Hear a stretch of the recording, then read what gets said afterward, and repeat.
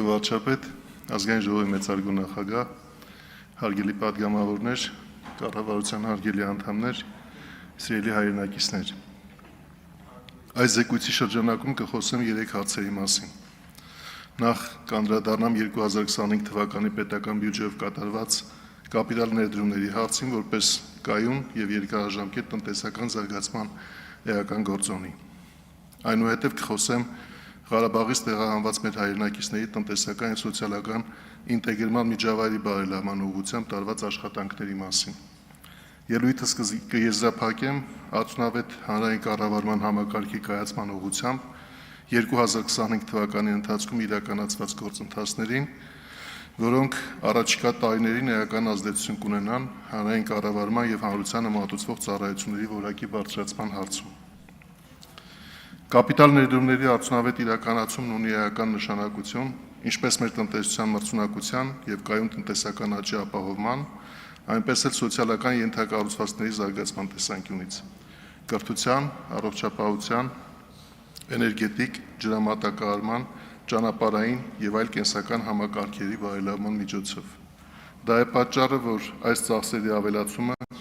կատարվող ներդրումների որակի եւ արդյունավետության բարձրացումը շարունակել են մնալ կառավարության առաջնահերթությունների թվում նաև 2025 թվականին։ Այսպես, 2025 թվականին պետական բյուջեի կապիտալ ծախսերը շարունակել են զգալիորեն աճել, կազմելով 702.5 միլիարդ դրամ, որը 2024 թվականի ցուցանիշը գերազանցում է շուրջ 145 միլիարդ դրամով կամ 26%-ով, իսկ 2018 թվականի ցուցանիշը ավելի քան 4.6 անգամ։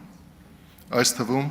շարունակել են էականորեն աճել տնտեսական եւ սոցիալական ենթակառուցվածքներում կատարված կապիտալ ներդրումները, որոնք 2025 թվականին կազմել են 273.5 միլիարդ դրամ,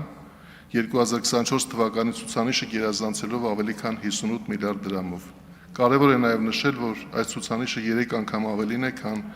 նույն ուղղություններով 2018 թվականի կապիտալ ծախսերի մակարդակը։ Եթե տարվա ընթացքում կատարված տնտեսական եւ սոցիալական ենթակառուցվածքներում կապիտալ ներդրումներին գումարենք նաեւ սուբվենցիոն ծրագրերով համայնքների զարգացման ուղղված կառավարության համաֆինանսավորման հատկացումները, ապա կարող ենք արձանագրել, որ պետական բյուջեից ֆինանսավորված կապիտալ ծախսերի հանրագումարը 2025 թվականին կազմել է 321.1 միլիարդ դրամ, որը նախորդ տարվա նկատմամբ ավելին է 24%-ով։ Այս թվային ցուցանիշների հիմքում ընկած են կրթության եւ առողջապահական, ճանապարհային, ռոռոկման եւ խմելու ջրամատակարարման ենթակառուցվածքների զարգացման ուղղված շատ կարևոր նախաձեռնություններ։ Ժամանակի սղության պատճառով բոլոր կարևոր հարցերի մասին մանրամասնորեն խոսել հնարավոր չի լինի, սակայն կանդրադառնամ դրանցից ամենահիմնականներին։ 2025 թվականի կապիտալ ծախսերի կարևոր ուղղություններից է եղել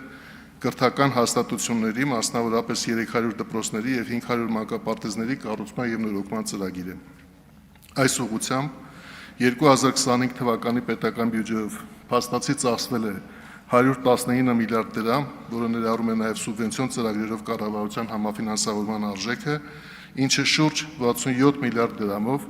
կամ 2.3 անգամ գերազանցում է 2024 թվականի եւ 25 անգամ 2018 թվականի ցուցանիշը։ Կարևոր եմ համարում ընդգծել, որ այս գրանցված աճը տեղի է ունեցել կատարվող աշխատանքների որակին ներկայացվող պահանջների շարունակական բարձրացման պայմաններում։ 300 դպրոց ծրագրով 2021 եւ 2026 թվականների ընթացքում իրականացվել են 374 հանրակրթական հաստատությունների կառուցման եւ նորոգման աշխատանքներ։ 2026 թվականի հունիսի 10-ի դրությամբ աշխատանքներն ավարտված են 138 հաստատություններում, այս ամսվա ավարտին այդ թիվը կհասնի 170-ի, սեպտեմբերի 1-ին կլինի ավելի քան 240, իսկ 2026 թվականի ավարտին կառուցված կամ նորոգված դպրոցների քանակը կգերազանցի 300-ը։ Ներկայումս կառուցման մեջ գտնվող 74 հանրակրթական հաստատություններում շինարարական աշխատանքները կավարտվեն ոչ ուշ քան 2027 թվականի ընթացքում։ Այս 300-ից ավել 74 հանրակրթական հաստատությունների կառուցումը մեր դպրոցաշինական ծրագրի այն մասն է, որով մեկնարկել ենք կառավարության հաջորդ 300 դպրոցների կառուցման ծրագիրը։ 500 մանկապարտեզների ծրագրով 2021-2026 թվականների ընթացքում աշխատանքներ են իրականացվել 536 նախադպրոցական ուսումնական հաստատություններում, ընդ որում 2026 թվականի մայիսի 1-ի դրությամբ աշխատանքներն արդեն ավարտել էին 306 նախադպրոցական հաստատություններում եւ այս տարվա ավարտին առնվազն 500-ում այդ աշխատանքները ավարտված կլինեն։ Ինչպես կարող ենք տեսնել, աշխատանքների ծավալային աճը հսկայական է եւ այն հնարավոր է դարձել մի քանի էական գործոնների շնորհիվ։ Նախ կցանկանայի նշել այն, որ կառավարությունը հաստատելով 300 դպրոցների եւ 500 մանկապարտեզների կառուցման ծրագրային առաջնահերթությունը դեռևս 2021 թվականին շինարարական կազմակերպությունների համար հայտարարել է այս ուղղությամբ տարվող աշխատանքները տարեցտարի ավելացնելու հստակ եւ կանխատեսելի պլան, ընդգծելով աշխատանքները ժամանակին ավարտելու եւ դրանք որակով կատարելու կարեւորությունը։ Բավարար է նշել, որ ծրագրի մեկնարկի տարում դպրոցի եւ մանկապարտեզների կառուցման եւ նորոգման աշխատանքներում մասնակցող շինարարական աշխատանքների քանակը չէր գերազանցում 20-ը, իսկ այսօր այդ կազմակերպությունների քանակը գերազանցում է 200-ը։ Ընդ որում, մեկնարկային տարում շինարարական աշխատանքների ուշացումները ոչ թե բացառություն էին, այլ տեղի էին ունենում շատ հաճախ։ 2025 թվականին մենք ընդհուպ մոտեցել ենք նրան, որ պայմանագրով սահմանված աշխատանքների գերակշիռ մասն ավարտվել են ժամանակին եւ ունեցել ենք նաեւ դեպքեր, երբ դրանք ավարտվել են ավելի շուտ, քան նախատեսված է եղել պայմանագրով։ Պետք է արձանագրել, որ պահանջների հստակությունը տվել է իր սպասվող դրական արդյունքը։ Չնայած բազմաթիվ դժվարություններին, 2025 թվականը կարող ենք համարել այն տարին, երբ նախատեսված աշխատանքներն առավելապես իրականացվել են սահմանված ժամկետներում եւ պահանջվող որակով։ Իհարկե, եղել են նաեւ խնդրահարույց դեպքեր, եւ դրանց պատճառով ստիպված ենք եղել հրաժարվել այն կազմակերպությունների հետ համագործակցությունից, որոնք թերացել են որակի հարցում կամ ժամանակին չեն կատարել ստանձնած աշխատանքները։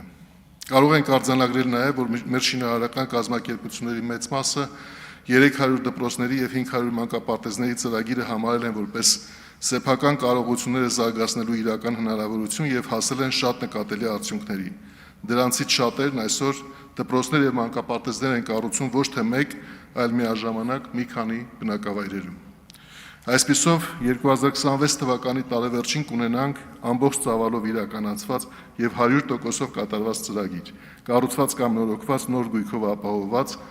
առնվազն 300 դպրոցներ եւ 500 մանկապարտեզներ, ինչպես նաեւ ամուր հիմքեր ծրագրի հաջորդ փուլը սահուն շարունակելու համար։ Կապիտալ ներդրումների իրականացման տեսանկյունից առանձնահատուկ կարևորություն են ունեցել ճանապարհաշինական ծրագրերը։ Դրանց շրջանակում 2025 թվականին կառուցվել կամ նորոգվել են շուրջ 504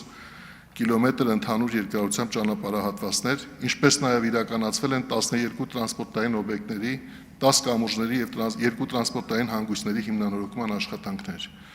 2025 թվականին զգալի առաջընթաց է արձանագրվել հյուսիս-հարավ ներդրումային ծրագրով կառուցվող տարբեր ճանապարհահատվածների ուղղությամբ։ Մասնավորապես ավարտվել եւ երթևեկության համար ամբողջովին բացվել է Աշտարակ-Գյումրի մոտ 84 կիլոմետր երկարությամբ ճանապարհահատվածը։ Մեկնարկել են Սիսիան-Քաջարան շուրջ 60 կիլոմետր ընդհանուր երկարությամբ նոր ճանապարհահատվածի հյուսիսային եւ հարավային ենթահատվածների կառուցման միջազգային մրցութային գործընթացները։ 2026 թվականին նախատեսվում է դրանք ամփոփել եւ մինչեւ տարեվերջ կնքել համապատասխան կառուցման պայմանագրեր։ Աշխատանքներ են տարվել Սիսիան-Քաջարան ծրագրի Բարգուշատի 8-6 կիլոմետր երկարությամբ թունելի կառուցման ծրագրի մեկնարկի ուղղությամբ, որոնց արդյունքում 2026 թվականի մայիսի 5-ին տարածքային կառավարման եւ ենթակառուցվածքների նախարարության եւ ֆրանսիական Vancy Construction Grants Project եւ Razel Bexas ընկերությունների միջև կնքվել է թունելի կառուցման վերաբերյալ համագործակցության հուշագիր։ Մինչև տարեվերջ նախատեսվում է այս ծրագրի կառուցման աշխատանքների մեկնարկը։ Նախորդ տարի մեկնարկել է նաև Քաջարանի 7.2 կիլոմետր երկարությամբ թունելի կառուցման եւ տեխնիկական հսկողության միջազգային մրցույթները։ Այս ամսվա ընթացքում կմեկնարկեն դրա շինարարական աշխատանքները։ Կառավարության գերակայություններից է եղել ջրային ենթակառուցվածքներում կապիտալ ծախսերի իրականացումը, խմելու եւ ոռոգման ջրի կուտակման, կորուստների նվազեցման, ջրախնայող տեխնոլոգիաների ներդրման եւ ջրի հասանելիության ընդլայնման նպատակներով։ 2025 թվականի ընթացքում հաջողությամբ ավարտին հասցվեցին Վեդի ջրամբարի եւ օժանդակ կառուցվածքների կառուցման ֆիզիկական աշխատանքները եւ մեկնարկեց ջրամբարի ջրալցման գործընթացը։ Այս պահին ջրամբարում արդեն իսկ առկա է 9.5 միլիոն խորանարդ ջուր, մինչև այս ամսվա ավարտը նախատեսվում է այդ ծավալը հասցնել առնվազն 12 միլիոն խորանարդ մետրի, որը ջրամբարի հզորության 40%-ն է։ Ուզում եմ նաև պարզաբանել, որ շահագործման մեկնարկը փուլային գործընթաց է, այն տեղի ունեն աստիճանական կարգով, որովհետև այդ ինժեներական կառուցվածքը պետք է հասնի իր կայունացման նախագծով նախատեսված ցուցանիշներին։ Ջրամբարի շահագործման արդյունքում հնարավոր կլինի մեխանիկական ոռոգումից անցում կատարել ինքնահոս համակարգին, ապահովելով ավելի քան 3.2 հեկտար հողերի հուսալի ոռոգման նոր տեխնոլոգիաների կիրառության հնարավորությամբ, իսկ այդ սպասարկման տարածքի ոռոգման համակարգի ենթակառուցվածքներում ջրի կորուստները կնվազեն առնվազն 20-25%-ով։ Ղարաբաղից տեղահանված մեր հայրենակիցներին աջակցության վերաբերյալ 2025 թվականին, ինչպես նախորդ տարիների ընթացքում, Ղարաբաղից տեղահանված մեր հայրենակիցների սոցիալ-տնտեսական ինտեգրման միջավայրը բարելավելու հարցերը շարունակել են մնալ կառավարության հիմնական առաջնահերթությունների թվում։ 2023 թվականի սեպտեմբերից ի վեր այս ուղղությամբ կառավարության կողմից իրականացված ծրագրերը թույլ են տվել ոչ միայն արդյունավետորեն կառավարել ճգնաժամը, այլև ստեղծել են հուսալի նախադրյալներ հրատապ աջակցությունից սոցիալ-տնտեսական ինտեգրման անցում ապահովելու համար։ Եթե 2023-2024 թվականներին բյուջետային ծրագրերով ֆինանսավորվող աջակցության ձևաչափերում կառավարության առաջնահերթությունը տեղահանվածների կեցության ծախսերի, այդ թվում վարձավճարների փոխհատուցման եւ հրատապ դրամական աջակցության ծրագրերի իրականացումն էր, ապա 2025 թվականին առաջնային է համարվել բնակարանային լուծումների, ինչպես նաև սեփական աշխատանքով արժանապատիվ բարեկեցությունը ամրացնելու նպաստող ծրագրերի իրականացումը։ Մասնավորապես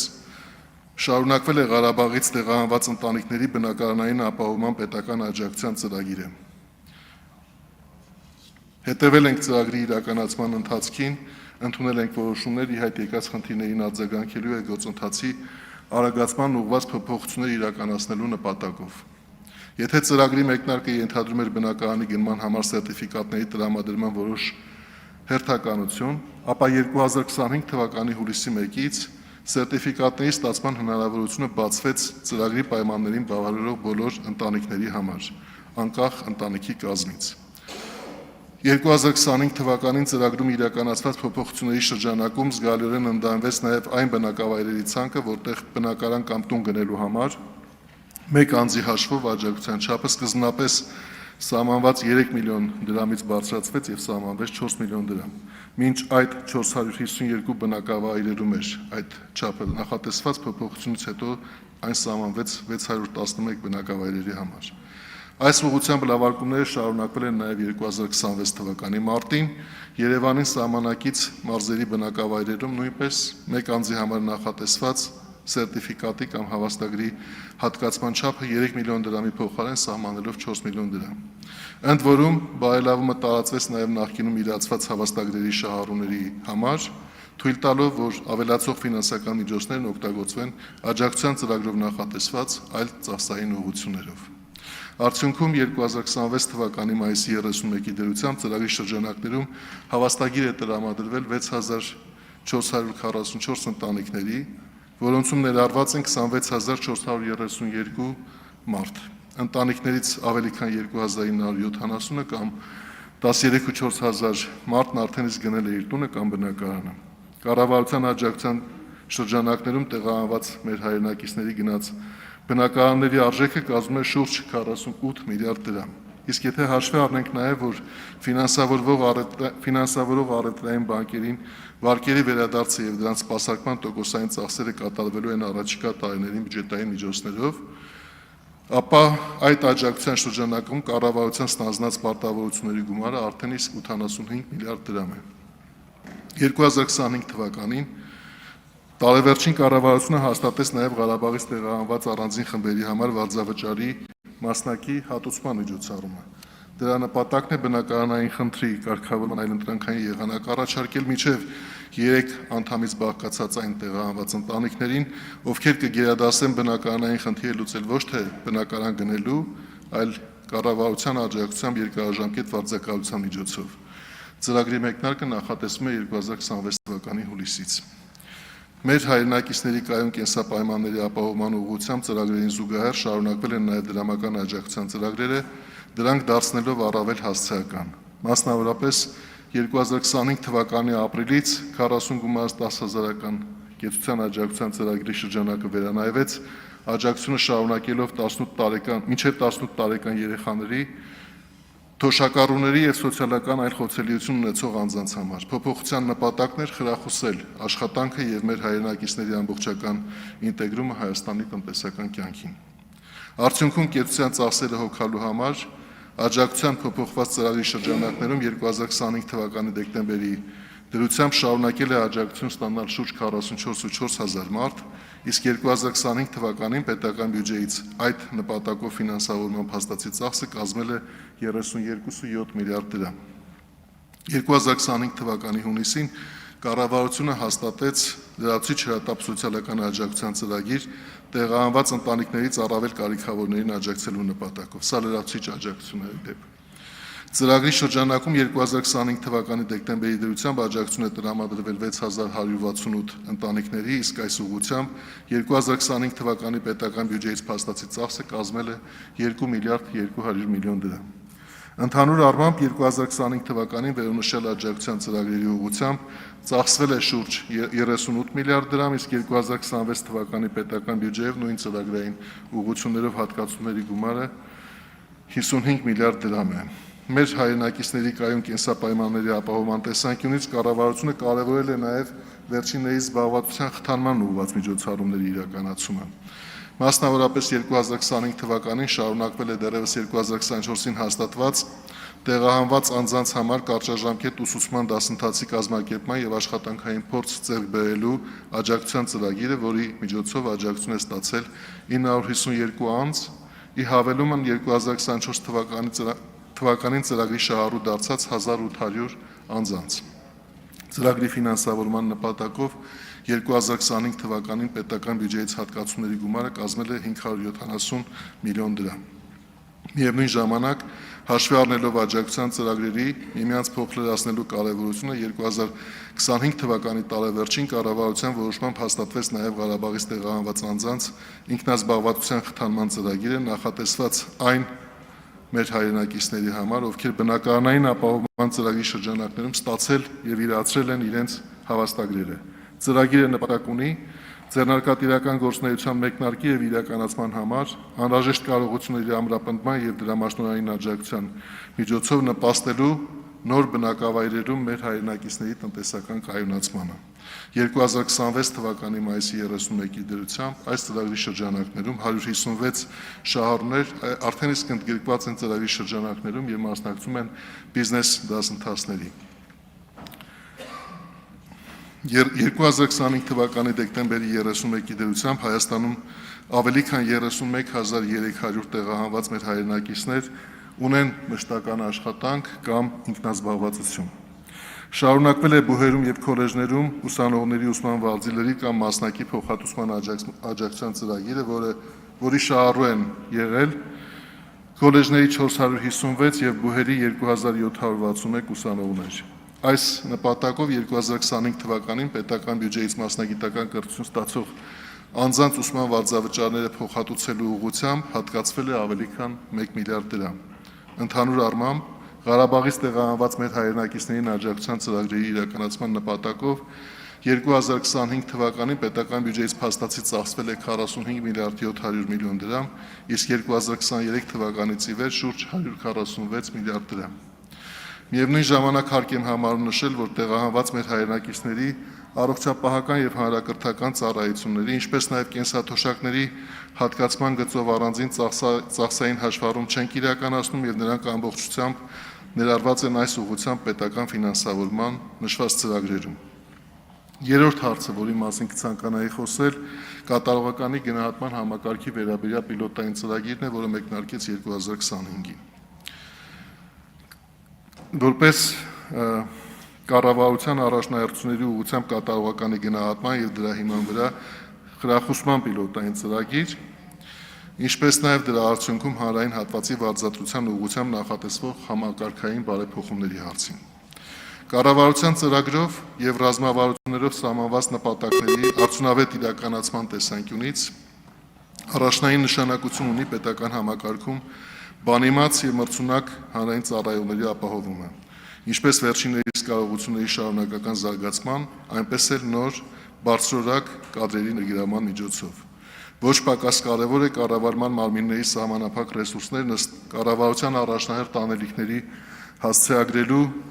խնդրի լուծումը, դրանց պատշաճ եւ ժամանակին կատարումն ապահովելու նպատակով։ Ընդ որում, այս փոխկապակցված նպատակների իրականացումը դիտարկում ենք որպես կառավարման արդյունավետության, ինչպես նաեւ հանրությանը մատուցվող ծառայությունների որակի շարունակական բարձրացման անհրաժեշտ պայման։ Հանրային ծառայությունում եւ ոչ պետական հատվածում վարձատրության համեմատական վերլուծությունը փաստում են պետական համակարգում վարձատրության նվազ մրցունակության մասին, ինչն այն պակաս գրավիչ է դարձել բարձր որակավորում ունեցող կադրերի համար։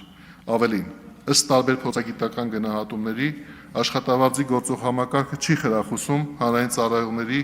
ավելի բարձր պաշտոնի ձգտումը, ինչպես նաև առաջխաղացման դեպքում չի ապահովում աշխատավարձի եւ պատասխանատվության համարժեքությունը։ Այս խնդիրների հասցեագրման նպատակով կառավարությունը 2025 թվականին պիլոտավորեց կատարողականի գնահատման եւ խրախուսման համակարգը, որը նպատակ ունի առաջնահերթ անելիքների կատարողականը գնահատելու միջոցով բարձրացնել պետական կառավարման համակարգի արդյունավետությունը։ Ընդ որում, գրավիչ պայմաններ ապահովելուն զուգահեռ արդյունավետության բարձրացումը ենթադրում է նաեւ հանրային ծառայողների կարողությունների ավելացում շարունակական կրթության միջոցով։ Ուստի աշխատակիցների որակավորման եւ աշխատանքի արտադրողականության բարձրացման նպատակով սահմանվեց խրախուսման միջոցների որոշ մասը կրթական ծախսերին ուղղելու պարտադիր պահանջ։ Այսպիսով, պիլոտային ծրագրի նպատակն է առավել արդյունավետ գնահատել առաջնահերթ ուղղություններով իրականացված աշխատանքը, խրախուսել բարձր կատարողականը, ապահովել պետական համակարգում վարձատրության համապատասխանությունը գրանցված արդյունքներին, բարձրացնել հանրային հատվածում աշխատանքի գերավչությունը եւ հանրային ծառայողների կարողությունը։ Այս նպատակների իրականացման համար 2025 թվականին պետական բյուջեից փաստացի հատկացվեց 3.6 միլիարդ դրամ։ Չնայած համակարգի ազդեցության ամբողջական գնահատումը հնարավոր կլինի իրականացնել որոշակի ժամանակ անց, հիմա արդեն կարող ենք ասել, որ 2025 թվականի առաջին եւ երկրորդ կիսամյակների կատարողականների գնահատման գործընթացի միջանկյալ արդյունքը փաստում է, որ նոր համակարգը կարևոր նշանակություն է ստացել կառավարման մարմինների կողմից առաջնահերթությունների սահմանման եւ անելիքների կենտրոնացման տեսանկյունից։ Պետք է նշել, որ պիլոտային ծրագրի շրջանակում 2025 թվականի ընթացքում սահմանվել էին շուրջ 8 տասնյակ առաջնահերթ ուղղություններ, որոնց մասով կատարված աշխատանքը եւ արձանագրված արդյունքների չափումը նպաստել են կառավարության տարբեր կառույցների անելիքներն ավելի ուղղորդված եւ արդյունավետ դարձնելու։ Մասնավորապես բոլոր մարմինների համար թվայնացման, այդ թվում իրենց գործառույթների իրականացման նպատակով արհեստական բանականության գործիքների ներդրման օրակարգը սահմանվել է որպես գործունեության առանձին ուղղություն, որը միտված է արդյունավետ եւ քաղաքացիակենտրոն հանրային ծառայությունների մատուցմանը եւ երկարաժամկետում պետական ապարատի ծախսերի դիմաց ստացվող հանրային օգուտների զգալի ավելացմանը։ Պետք է նշեմ նաեւ, որ պիլոտային ծրագրի արդյունքները ներկայումս վերլուծվում են եւ նախատեսվում է այդ եզրակացությունների հաշվառմամբ մինչև 2026 թվականի ավարտը վերջնականացնել եւ ազգային ժողովի քննարկման ներկայացնել կատարողականի գնահատման հիմքով վարձատրության համակարգին վերաբերող օրենսդրական փոփոխությունների փաթեթը։ Մեր նպատակն է օրենսդրական մակարդակում հասցեագրել վարձատրության առկա անհամաչափությունները, կատարողականի գնահատման համակարգը դարձնել ավելի թիրախային, կապել աշխատանքի արդյունավետության եւ աշխատակիցների կոմպետենցիաների հետ, ինչպես նաև ապահովել կառավարման մարմինների եւ առանձին աշխատակիցների օբյեկտիվ գնահատումը, ապահովելով կառավարման արդյունավետության եւ հանրային հաշվետվողականության շարունակական բարձրացում։ Ամփոփելով խոսքս ցանկանում եմ շնորհակալություն հայտնել ազգային ժողովի պատգամավորներին նախորդ տարվա ընթացքում կառավարության ծրագրերի իրականացման հարցում ցուցաբերած կարևոր աջակցության համար։ Եվ իհարկե հաշվի առնելով, որ թվարկված հարցերի վերաբերյալ կարող են լինել լրացուցիչ պարզաբանման կարիքներ կամ անհրաժեշտություն, պատրաստ կլինեմ մնացած լրացնել հարցերին պատասխանների միջոցով։ Շնորհակալ եմ։ Հավանիչ տեսանյութը եւ բաժանորդագրվիչ նորությունները բաց չթողնելու համար։